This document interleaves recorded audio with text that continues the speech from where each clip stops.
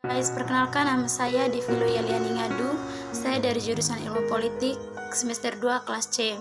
Di sini saya akan membahas materi tentang pemikiran politik menurut John Locke sebagai ujian akhir semester dengan dosen pengampu Yefta Yerianto Sabaan. Jadi, John Locke ini lahir pada tanggal 29 Agustus 1632 di Burlington, Somerset, Inggris. Pada tahun 1647, John Locke belajar di sekolah Westminster yang pada waktu itu merupakan sekolah terkenal di Inggris. Pembelajaran di sana berpusat pada pembelajaran bahasa-bahasa kuno seperti bahasa Yunani, bahasa Ibrani, dan bahasa Latin. Setelah itu, pada tahun 1652, John Locke mendapat beasiswa di Sekolah Gereja Kristus. Dan pada waktu itu, John Locke mendapatkan nilai S2 yang kurang memuaskan karena metode yang digunakan itu tidak sesuai dengan dirinya. John Locke ini lebih suka dengan bidang sastra dan bidang medis. Lalu, John Locke mengenal filsafat alam dan filsafat mekanis melalui bidang medis. Tak hanya di bidang medis pula, John Locke juga suka dengan bidang politik.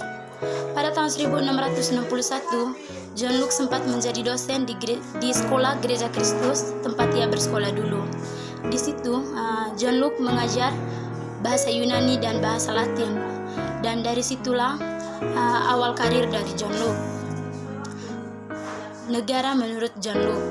Pandangan John Locke tentang negara itu terdapat dalam buku yang berjudul Dua Tulisan tentang Pemerintahan.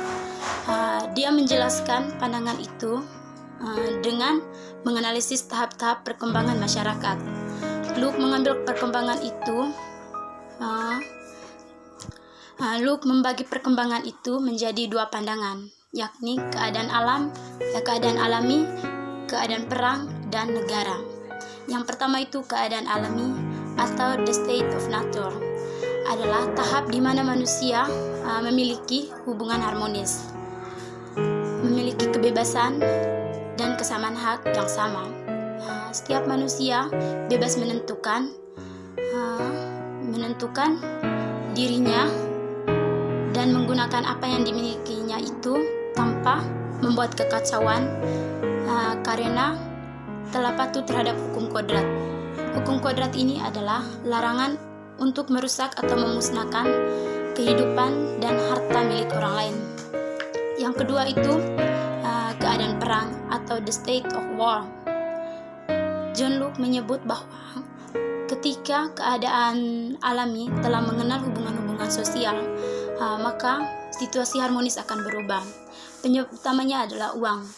Uang akan menciptakan manusia sampai lupa dengan keadaan alaminya, di mana di sini mereka hanya mencari nafkah untuk sekedar konsumsi. Dengan adanya uang ini, manusia akan berlomba-lomba untuk untuk membuat dirinya menjadi kaya. Yang ketiga itu terbentuknya negara. Untuk menciptakan jalan keluar dari keadaan perang, sampai pribadi setiap warga negara yang mengadakan perjanjian tersebut. Di dalam perjanjian tersebut, masyarakat memberikan dua kekuasaan yang penting yang mereka miliki dalam keadaan alami kepada negara.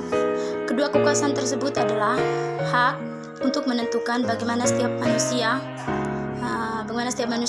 untuk mempertahankan dirinya, dan hak untuk menghukum setiap pelanggaran hukum kodrat yang diberikan Tuhan. John Locke juga membicarakan tentang hubungan agama dan negara. Pandangan John Locke masih berhubungan dengan konsep negara, tentang hubungan agama dan negara. Negara tidak boleh menganut agama apapun, apalagi jika membatasi atau meniadakan suatu agama. Tujuan negara adalah melindungi hak-hak dasar warga negaranya di dunia ini, sedangkan agama adalah mengusahakan keselamatan jiwa manusia untuk kehidupan abadi di akhirat. Negara berfungsi untuk melihat kehidupan kita sekarang, sedangkan agama melihat kehidupan kita di dunia akhirat. Oke, baik, itu saja materi dari saya yang sempat saya sampaikan.